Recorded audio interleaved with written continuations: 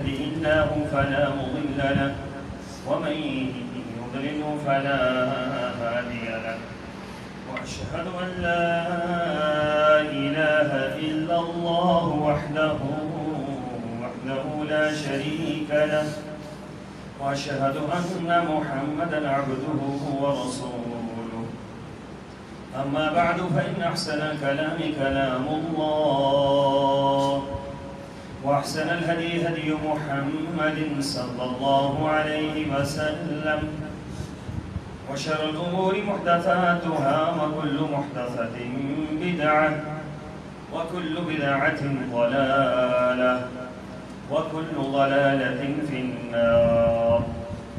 قال الله تبارك وتعالى في القرآن المجيد: أعوذ بالله السميع العليم من الشيطان الرجيم. بسم الله الرحمن الرحيم. وكذلك جعلناكم أمة وسطا لتكونوا شهداء على الناس ويكون الرسول عليكم شهيدا وما جعلنا القبلة التي كنت عليها إلا لنعلم من يتبع الرسول ممن ينقلب على عقبيه وإن كانت لكبيرة إلا على الذين هدى الله وما كان الله ليضيع إيمانكم إن الله بالناس لرؤوف رحيم. اللهم صل على محمد وعلى آل محمد كما صليت على إبراهيم وعلى آل إبراهيم إنك حميد مجيد. اللهم بارك على محمد وعلى آل محمد كما باركت على إبراهيم وعلى آل إبراهيم إنك حميد مجيد.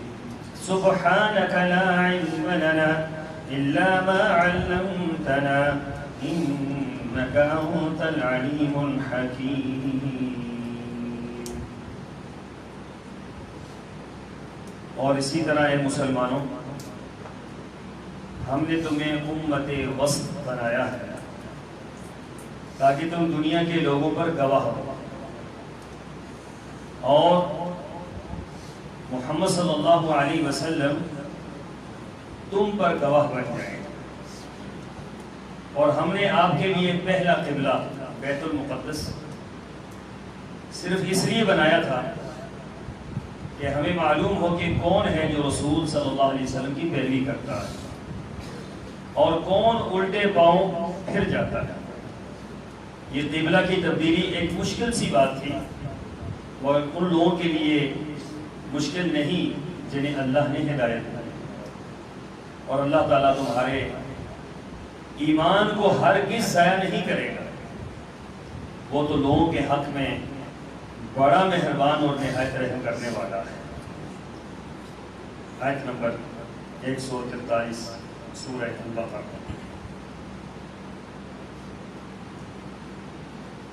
سامعین محترم، اللہ تعالیٰ نے اس امت محمدیہ پر بڑا ہی کرم اور بڑی ہی رحمت فرمائی کہ محمد صلی اللہ علیہ وسلم جیسے عظیم پیغمبر عطا کیے اور اسلام جیسا کامل دین عطا کیا. اور یہ دین وہ دین ہے کہ اس کی دین کے بارے میں اللہ تعالیٰ نے فرمایا: وَالَّذِي أَرْسَلَ رَسُولَهُ بِالْهُدَى وَدِينِ الْحَقِّ لِيُظْهِرَهُ عَلَى الدِّينِ كُلِّهِ.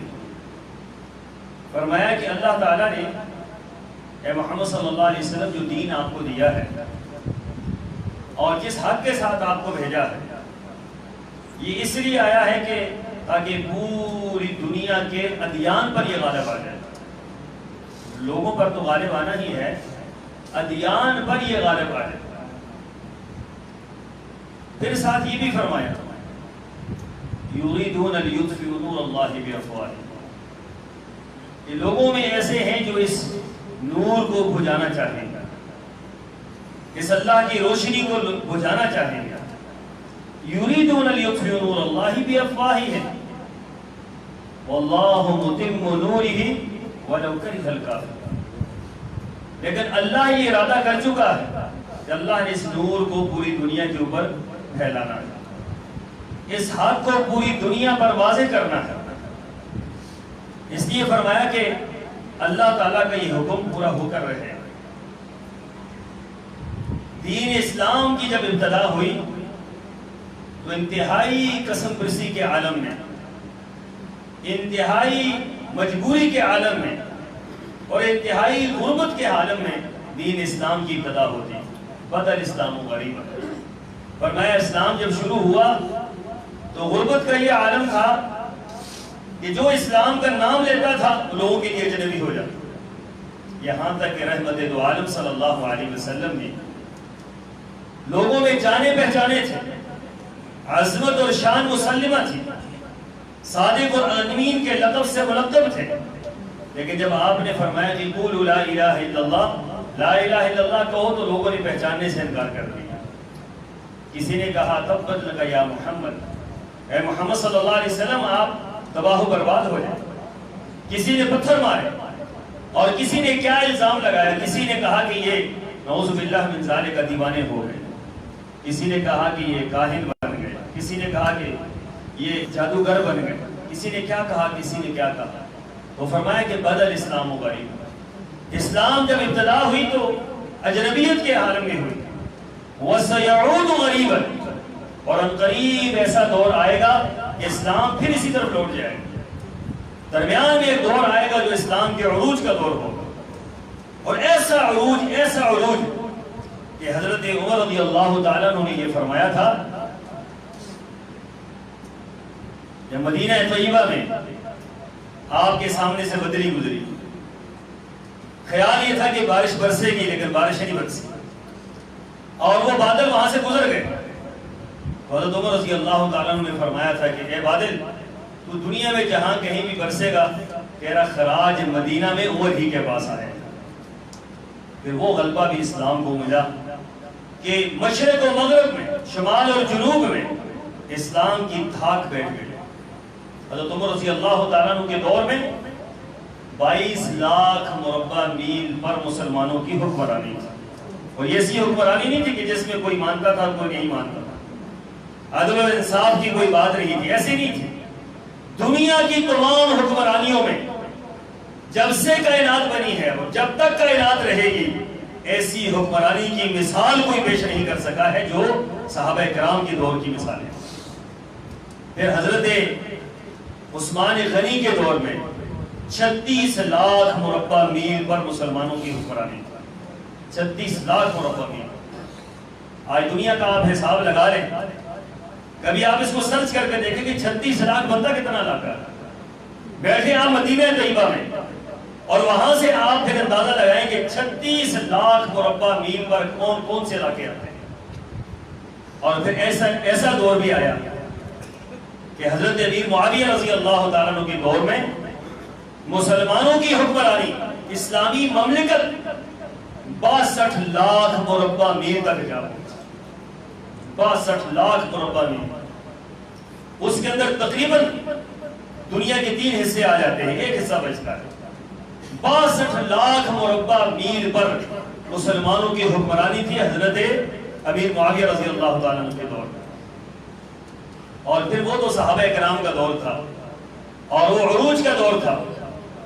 آپ یہ بر صغیر میں دیکھ لیں، بر صغیر کے اندر مسلمانوں نے 1000 سال حکمرانی کی ہے پورے ہندوستان پر، 1000 سال۔ یہ کوئی معمولی دور نہیں تھا، 1000 سال حکمرانی کرنی یہ ایک تاریخ ہے اور لمبی تاریخ ہے۔ اور پھر مغل دور کے اندر جا کر مسلمانوں پر مسلمان زوال پذیر ہوئے۔ یہ عروج و زوال کا جو معاملہ ہے اس کے پس منظر میں بہت لمبی تاریخ ہے، لیکن اگر میں اختصار کے ساتھ جمعے کے اندر یہ بات عرض کروں کہ عروج کب ملا اور زوال کب آیا، تو ایک بات سمجھنے کے لیے کافی ہے کہ عروج اس وقت ملا جب ہم اللہ کے دین کے ساتھ منسلک تھے، قرآن و سنت ہمارا حاکم تھا، اللہ اور اس کے رسول کی اطاعت اور اتباع تھی، تو عروج کا دور تھا۔ اور جب ہم اس چیز کو چھوڑتے چلے گئے تو زوال کا دور آنا شروع ہوا، اور ایسا زوال آیا کہ دنیا کے اندر شاید ایسا زوال کسی قوم کے اوپر آیا۔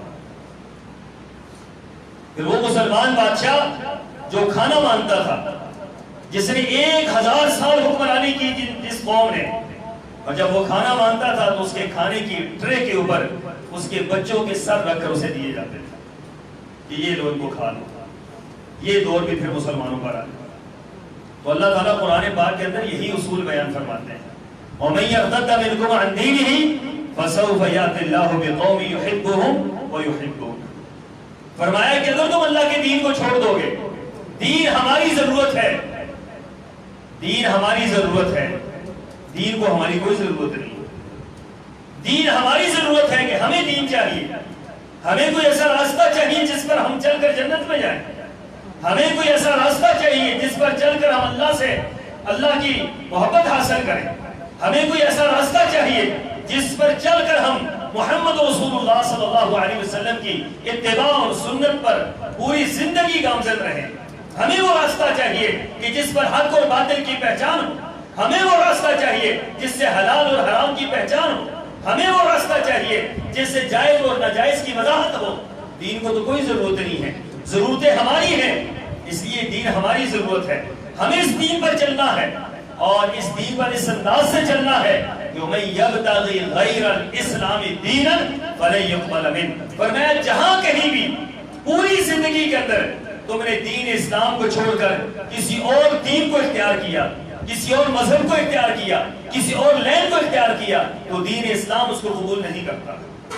دین اسلام غیرت مند دین ہے، دین اسلام یہ دنیا کا بہترین دین ہے، کامل دین ہے، اکمل دین ہے، اور اس کے پیغمبر کائنات کے سب سے عظیم ترین انسان ہیں، اس لیے دین اسلام یہ گوارا نہیں کرتا کہ آپ عبادت میں تو دین اسلام کے احکامات کی پابندی کریں، اور معیشت آپ سودی لے لیں، اور معاشرت آپ یورپ سے لے لیں، اور نظام تعلیم آپ لارڈ میکالے کا لے لیں، اور نظام حکومت آپ انگریزوں سے لے لیں، اور باقی ملا جلا سا آپ ایک ملغوبہ سا بنا کر اس کو مشربہ اسلام کر کے آپ یہ کہیں یہ اسلام ہے، تو یاد رکھیں یہ اسلام کے نام پر دھوکہ ضرور ہے، یہ اسلام نہیں، یہ ہم اپنے آپ کو دھوکہ دیتے ہیں۔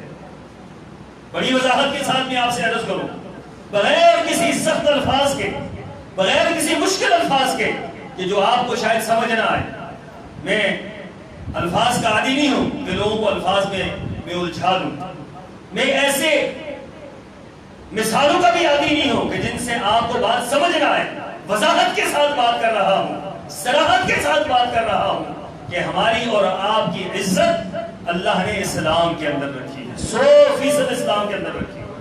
جہاں کہیں بھی ہم اس سے ہم نکلیں گے وہاں سے ہماری بربادی شروع ہو جائے گی، اس پہلو سے بربادی شروع ہو جائے گی۔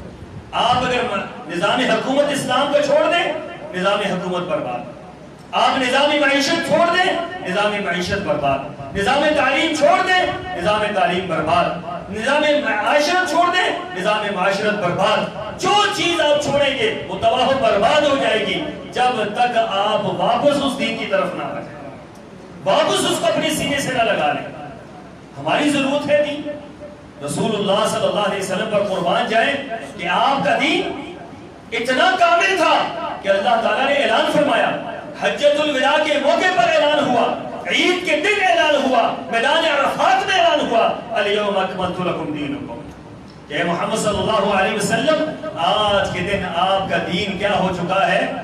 مکمل ہو چکا ہے۔ اسلام نہیں کا اسلام مکمل ہوا ہے، دین مکمل ہوا ہے۔ زندگی کی ابتدا سے لے کر انتہا تک، زندگی کے پہلے سانس سے لے کر آخری سانس تک انسان کی جتنی ضروریات ہیں وہ اللہ نے دین اسلام کے اندر کامل مکمل طور پر وضاحت کے ساتھ بیان فرما دی۔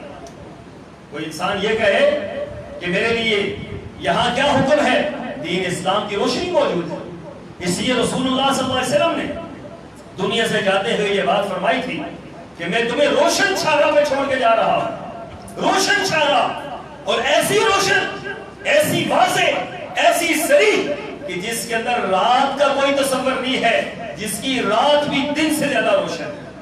رات ہے ہی نہیں ہے اسلام کے اندر، یہاں تو روشنی ہی روشنی ہے، یہاں تو وضاحت ہی وضاحت ہے، یہاں صریح احکامات ہے، واضح احکامات ہے، بالبینات والزبر، بینات واضح آیات، زبر دلائل کے ساتھ۔ یہ نہیں ہے کہ آپ دین اسلام کے کسی عمل پر آپ چلنا چاہتے ہیں، آپ کو دلیل نہیں ملتی، آپ ڈھونڈنا چاہتے ہیں، آپ کو وضاحت نہیں ملتی، آپ نماز کے متعلق، عقیدے کے متعلق، روزے کے متعلق، زکات کے متعلق، حج کے متعلق، کاروبار کے متعلق، معیشت کے متعلق، معاشرت کے متعلق، زندگی کی کسی شعبے میں آپ کوئی مسئلہ درپیش ہے، آپ قرآن سے، حدیث سے وضاحت چاہتے ہیں، یہ نہ ملے، ایسا نہیں ہو سکتا ہے۔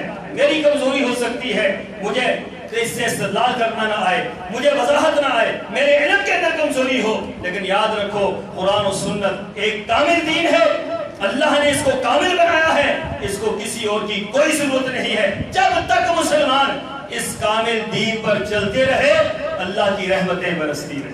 جب مسلمانوں کی کمزوریاں شروع ہو گئی، مسلمانوں کا زوال شروع ہو گیا، مسلمانوں کا زوال شروع ہو گیا۔ بر صغیر کے اندر یہ زوال کیسے آیا؟ انگریز داخل ہوا، انگریز نے کہا کہ نظامی معیشت آپ کا اچھا ہے لیکن ہمارا بھی برا تو نہیں ہے، چلو تھوڑا سا آپ کا کام ہم بہتر کر دیں گے، آپ کی سڑکیں ہم بہتر کر دیں گے، آپ کی بلڈنگیں بہتر کر دیں گے، آپ کا فلاں کام ہم بہتر کر دیں گے، فلاں بہتر کر دیں گے۔ ایسٹ انڈیا کمپنی کے نام سے ایک کمپنی داخل ہوتی ہے، مسلمانوں کے اندر داخل ہوئی، مسلمانوں کے ملک کے اندر داخل ہوئی، آہستہ آہستہ کاروبار کے ذریعے انہوں نے اپنا دائرہ کار پھیلانا شروع کر دیا، اور ایک وقت وہ آیا کہ 1000 سالہ حکومت کرنے والے مسلمان ان کو نیست و نابود کر کے رکھ دیا اور ختم کر کے رکھ دیا۔ 1000 سالہ حکمرانی، اور پورے ہندوستان پر، جس میں پاکستان بھی شامل ہے، انڈیا بھی شامل ہے، بنگال بھی شامل ہے، سری لنکا بھی شامل ہے، کشمیر بھی شامل ہے، یہ سارے کا سارا علاقہ افغانستان تک، یہ سارے کے سارے علاقے ہندوستان کا حصہ تھے۔ یہ وہ علاقے تھے جس پر مسلمانوں نے حکمرانی کی، اور بعد میں ہوا کیا کہ مسلمانوں کے عقیدے کمزور ہو گئے، آہستہ آہستہ مسلمانوں کے عقیدے کمزور ہوئے، مسلمان حکمرانوں کے عقیدے کمزور ہوئے، مسلمان حکمرانوں نے اپنے بڑے بڑے محلات کے اندر مورتیاں رکھنی شروع کر دی۔ کیوں؟ اس سے ہندو راضی ہو جائیں، اس سے سکھ راضی ہو جائیں، اس سے فلاں ہو جائے، اللہ کی رضامندی چھوٹ گئی، رسول اللہ صلی اللہ علیہ وسلم کی اتباع چھوٹ گئی، قرآن کی اتباع چھوٹ گئی۔ اب لوگوں کو راضی کرنے پہ لگ گئے کہ ہماری حکمرانی کیسے مضبوط ہوگی، ہماری حکمرانی مضبوط ہوگی، ہم ہندوؤں کو راضی کر لیں، ہم سکھوں کو راضی کر لیں، ہم پارسیوں کو راضی کر لیں، ہم فلاں کو راضی کر لیں۔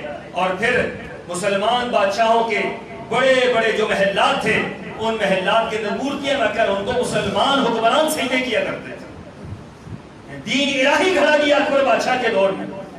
آپ اس لیے میں یہ باتیں کر رہا ہوں، یہ ایک المیہ ہے، ایک تاریخ ہے، ایک ہماری جہاں صحابہ کرام کے دور میں تابناک تاریخ ہے، وہاں ہماری مغل ادوار کے اندر ہماری تاریخ ترین تاریخ ہے، خطرناک ترین تاریخ ہے۔ وہاں عروج تھا، یہاں زوال ہے، وہاں اللہ کی رحمتیں تھیں، یہاں اللہ تعالیٰ کی طرف سے غصہ آیا، وہاں اللہ تعالیٰ کی نصرتیں تھیں، یہاں اللہ کا غضب برسا، اور پھر نتیجہ کیا نکلا؟ نتیجہ یہ نکلا کہ پورے کا پورا ملک ہمارے ہاتھوں سے نکل گیا، پورے کا پورا ہندوستان ہمارے ہاتھوں سے نکل گیا، اور پھر ہم ایک جگہ کے لیے ترستے رہ گئے کہ ہمیں کوئی ایسا خطہ دیا جائے کہ جہاں ہم بیٹھ کر، جہاں ہم اپنے دین کے مطابق، اپنے اسلام کے مطابق جہاں ہم عمل کر سکیں۔ اس کے لیے 1857 سے لے کر 1947-48 تک جنگ لڑی گئی، اور خوفناک ترین جنگ تھی۔ آپ کیا سمجھتے ہیں یہ پاکستان ہمیں ویسے مل گیا؟ یہ آزادی ہمیں ویسے مل گئی؟ یہ ہمیں ماں کی گود میں مل گئی؟ ایسا نہیں ہوا۔ اٹھائیں تاریخ فرشتہ، محمد قاسم فرشتہ نے اپنی معتبر ترین تاریخ میں لکھا ہے کہ بنگال کے اندر ایک ایک دن میں 1,00,000 علماء کو سولی پہ چڑھا دیا جاتا ہے، 1,00,000 علماء کو سولی پہ چڑھایا جاتا ہے، ان کی بدنوں سے کھال ادھیڑ دی جاتی تھی، ان کے ٹکڑے ٹکڑے کر دیے جاتے تھے اور کہا جاتا تھا کہ اب بتلاؤ تم آزادی کا نعرہ لگاؤ گے؟ وہ پھر یہ کہتے تھے کہ ہم آزادی چاہتے ہیں، ہم ہندوستان سے نہیں، ہم انگریز سے، اس کے نظام سے، اس کے گندے نظام سے اور اس کے بدترین نظام سے ہم آزادی چاہتے ہیں، اور ہم اللہ اور اس کے رسول کا جو نظام ہے اس کو ہم سینے سے لگانا چاہتے ہیں۔ 1 لاکھ علماء نے بنگال کے اندر ایک دن کے اندر قربانیاں دی ہیں، اس کے بعد ہی پاکستان بنا۔ جب پاکستان بنا تو نعرہ کیا دیا گیا تھا؟ لا الہ۔ پاکستان کا مطلب کیا؟ یہ معروف بات ہے، یہ آپ کی یاد دہانی ہے، نسل نو کی یاد دہانی ہے کہ یہ لا الہ الا اللہ کے لیے بنا تھا۔ یہ لا الہ الا اللہ یہ رسول اللہ صلی اللہ علیہ وسلم کی دین کے لیے، دین اسلام کے لیے ایک قلعے کے طور پر یہ بنا تھا، اس لیے نہیں بنا تھا کہ یہ بنے گا اس کے بعد یہاں پر کفر کا نظام بھی رہے گا، اس کے بعد یہاں پر کفر کی معیشت بھی رہے گی، اس کے بعد یہاں پر کفر کا نظام تعلیم بھی رہے گا، ساری کی ساری چیزوں پر ہم راضی بھی رہیں گے۔ ایسا نہیں تھا، بلکہ کیا تھا؟ فرمایا کہ یہ جو پاکستان ہے یہ لا الہ الا اللہ کے نام پر بنا۔ محمد علی جناح قائد اعظم نے اپنی تقریر کے دوران، کراچی کی وہ تقریر ہے، 1945 کی تقریر ہے، وکلاء سے خطاب ہے، اس نے کہا تھا کہ کوئی یہ سمجھتا ہے سمجھ لے، نہیں سمجھتا پھر بھی سمجھ لے کہ ہم پاکستان کیوں بنا رہے ہیں۔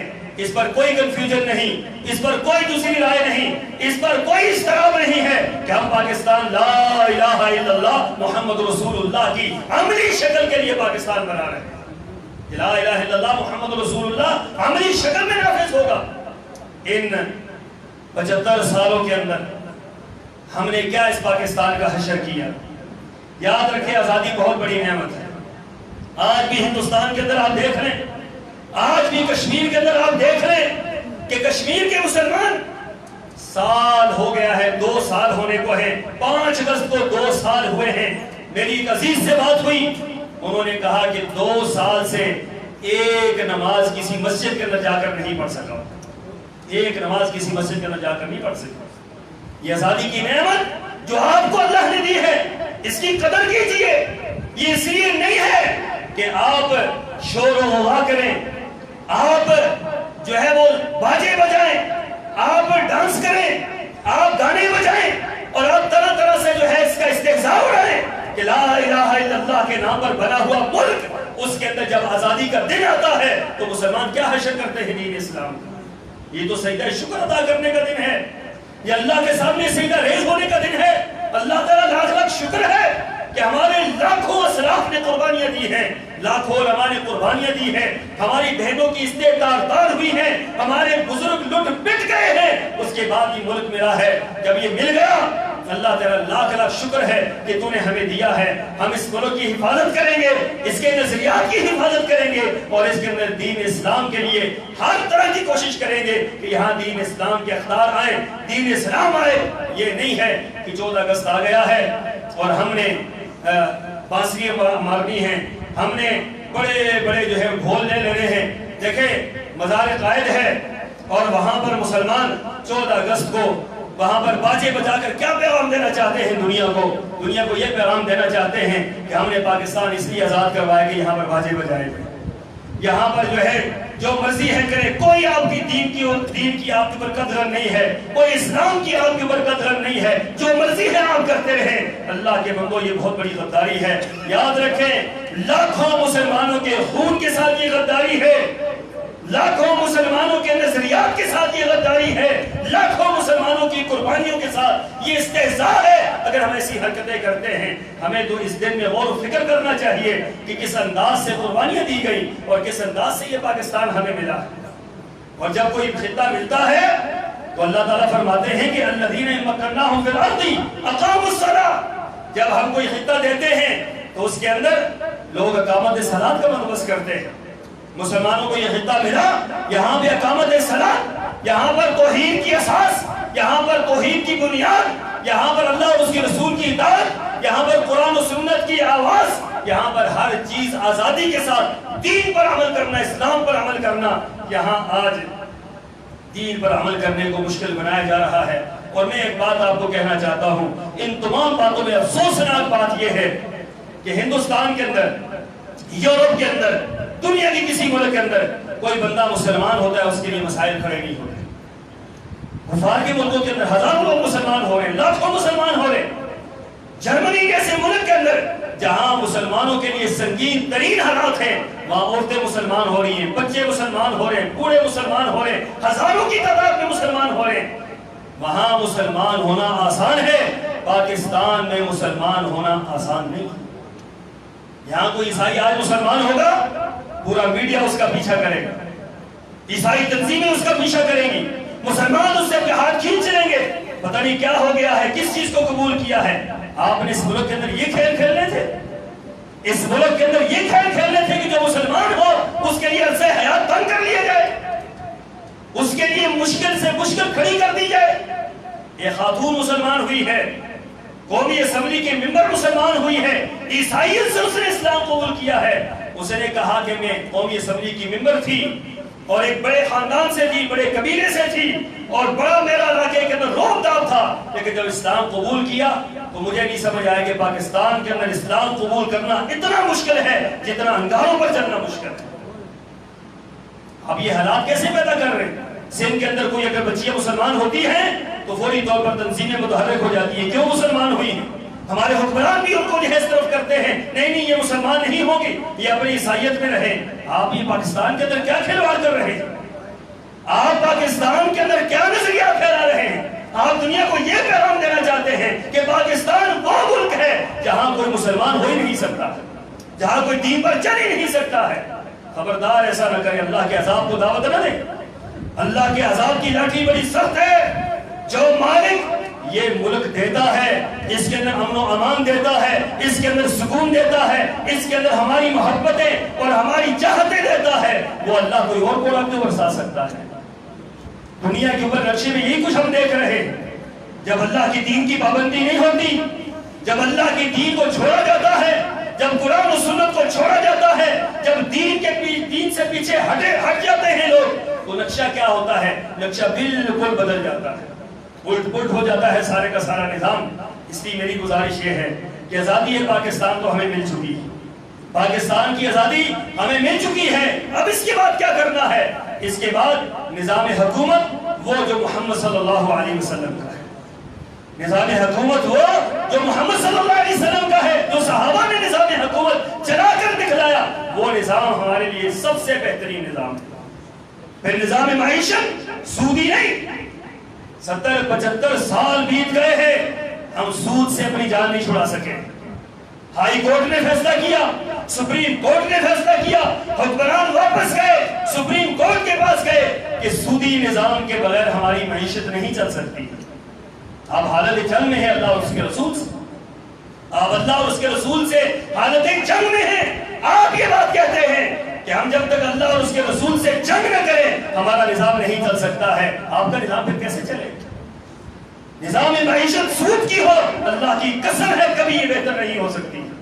یہ بربادی ہے، یہ تباہی ہے، اللہ اور اس کے رسول کی مخالفت ہے، بغاوت ہے. اگر نظام معیشت سود ہے آپ کبھی نہیں پنپ سکتے، آپ کبھی ترقی نہیں کر سکتے ہیں. ایک اللہ کا جھٹکا آئے گا، کڑے سڑکیں پکی کر لیں، بلڈنگیں اونچی بنا لیں، پل بڑے بڑے بنا لیں، ایک اللہ کی طرف سے جھٹکا آئے گا، سب کچھ ختم ہو جائے گا. یہ کرنے کی ضرورت نہیں ہے. پکے ایمان پکا کریں، دین پکا کریں، اسلام پکا کریں، ان چیزوں کو پکا کریں. سڑکی کچی بھی ہوگی تو کوئی مسئلہ نہیں ہے. قبر اور قیامت کا فیصلہ سڑکوں کے پکے ہونے پر نہیں ہوتا، سڑکوں کے بڑے ہونے پر نہیں ہوتا، ایئرپورٹ کے بنانے پر نہیں ہوتا. سہولتیں ہوں یا نہ ہو گزارا ہو سکتا ہے. دین ہو گزارا ہوگا، دین نہیں ہوگا گزارا نہیں ہو سکتا. آخرت برباد ہو جائے گی، آخرت تباہ ہو جائے گی، اللہ ناراض ہو جائے گا، رسول قیامت کے دن ناراض ہو جائے گا. دین اسلام سے ہم کٹ جائیں گے، پھر ہم کیسے آگے بڑھ سکتے ہیں؟ اگر دین اسلام پر غرابت ہے تو ہمارے اوپر کیسے اچھائی آ سکتی ہے؟ اس لیے یاد رکھیں آزادی تو آپ کو مل گئی ہے. اس کے بعد آزادی کے بعد مقاصد پاکستان ہے. لا الہ الا اللہ اس کا مقصد ہے. نظام تعلیم لا الہ الا اللہ محمد رسول اللہ، یہ نظام تعلیم کا نصاب ہے، یہ قرآن کا نصاب ہے. یہ اس سے بڑا نصاب دنیا کے اندر کوئی نہیں ہے. اس سے کامیاب ترین نصاب پوری کائنات کے اندر کوئی نہیں ہے. یہ آپ کا نصاب تعلیم ہے جو محمد رسول اللہ صلی اللہ علیہ وسلم دے کر گئے ہیں کہ یہ نصاب تعلیم پڑھ لو, دنیا اور آخرت میں اللہ کامیابیاں دے. کیا پڑھایا تھا صحابہ کرام کو رسول اللہ صلی اللہ علیہ وسلم, کیا تعلیم دی تھی, کیا دے کر گئے تھے؟ ترکت فیکم امرین, میں جا رہا ہوں, دو چیزیں چھوڑ کر جا رہا ہوں. لن تضلوا ما تمسکتم بہما, کبھی گمراہ نہیں ہو سکتے, کبھی ناکام نہیں ہو سکتے, کبھی پریشان نہیں ہو سکتے. اللہ وہ دو چیزیں کیا ہیں؟ فرمایا کتاب اللہ, ایک اللہ کی کتاب, اور سنتی, ایک محمد رسول اللہ صلی اللہ علیہ وسلم کی سنت. یہ دو چیزیں ہیں جو بقا کی علامت ہے, جو عظمت کی علامت ہے, جو ترقی کی علامت ہے. یہ دو چیزیں چھوڑ دیں, آپ کی کامیابیاں ختم ہو گئی. اور تکبیر پاکستان, یہ بنیاد ہے تکبیر پاکستان کی کہ اللہ کے قرآن کے مطابق اور رسول اللہ صلی اللہ علیہ وسلم کی سنت کے مطابق تکبیر پاکستان ہوگی. اس کے مطابق یہ ملک چلے گا, اس کے احکامات کے مطابق یہ ملک چلے گا. پھر یہ تکمیل ہے. اگر ایسی تکمیل ہو جاتی ہے تو یاد رکھو ساری دنیا مل کر بھی پاکستان کو شکست نہیں دے سکتی. ساری دنیا مل جائے, کیونکہ بنیاد مضبوط ہو گئی, عقیدہ مضبوط ہے, عمل مضبوط ہے, اللہ سے تعلق مضبوط ہے, رسول اللہ سے تعلق مضبوط ہے, تو کون دنیا آپ کو شکست دے سکتی ہے؟ پھر اللہ کی مدد آپ کے شامل حال ہوگی, پھر اس ملک کو دن رات ترقی ملے گی. پھر رسول اللہ صلی اللہ علیہ وسلم نے یہ بات فرمائی تھی, حضرت عدی کو یہ بات فرمائی تھی, عدی جب میرا دین آئے گا پھر زکوٰۃ دینے والے تو ہوں گے, لینے والا کوئی نہیں, پھر کوئی لینے والا نہیں ملے گا. اور یہ لوگوں نے دیکھا, یہ منظر بھی لوگوں نے دیکھا کہ دینے والے موجود تھے, لینے والا موجود نہیں تھا. یہ دین اسلام کی برکات اور یہ دین اسلام کی خیر ہے. اللہ تعالیٰ مجھے اور آپ کو ان کی توفیق عطا فرمائے. وآخر دعوانا ان الحمد للہ.